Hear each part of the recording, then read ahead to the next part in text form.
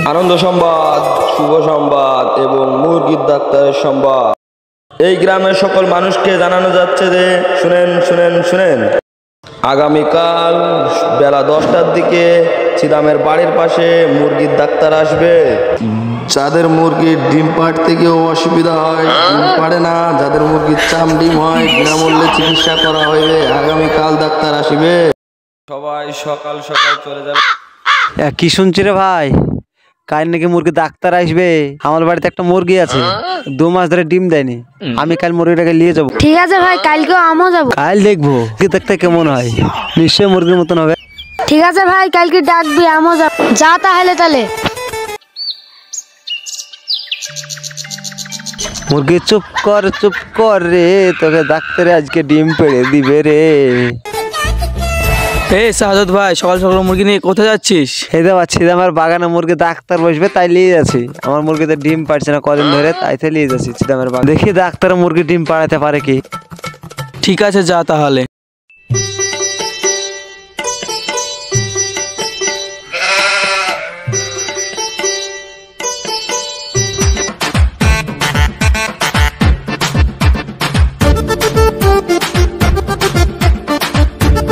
দাদা, আমার বাড়িতে অনেক কাজ আছে, তো আপনার ভাই মাঠে গেছে, আজকে তাড়াতাড়ি চলে আসবে, তো আমার নাম্বারটা হতে দিয়ে দিন, আর দরকার হয় আমি 20 টাকা দিচ্ছি।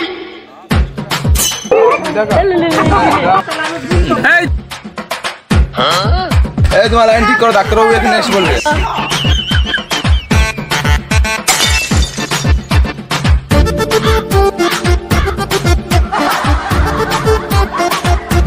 কই সব একে একে আসুন। বলেন আপনার মুরগির কি হয়েছে, কই দেখি। ডাক্তারবাবু দেখুন তো, আমার মুরগিটা 2 মাস ধরে ডিম পাড়েনি, শুধু যখন ডিম পাড়তে যায় তখনই জিম ধরে বসে থাকে। ঠিক আছে, দেখছি আপনার মুরগির কি হয়েছে। এই মুরগি, ডিম পাচ্ছিস না কেন? কি হয়েছে তোর? কি সমস্যা বল আমাকে। ডাক্তারবাবু, আমার বাড়ির লোক আমাকে সারাদিন ডিম পাড়িলে আর সকাল থেকে একবার খাবার খেতে দেয়। ও আচ্ছা, এই ব্যাপার।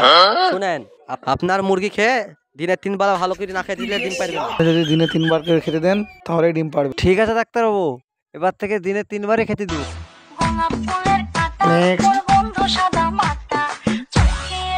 ভাই, এই ডাক্তার তো মুরগির সঙ্গে কথা বলতে পারছে রে। আমাদের মুরগিগুলো তো সব ডাক্তারকে বলতে পারে। আমরা সারাদিন মুরগিকে খেতে দেয়, ডাক্তারকে বলতে পারে। সারাদিন তো একবেলা খেতে দেয়, বুঝলি, সে ডিম কেসে লেগে দেয় না। মুরগি খেতে খাবো না, বাড়ি পালিয়ে যায়।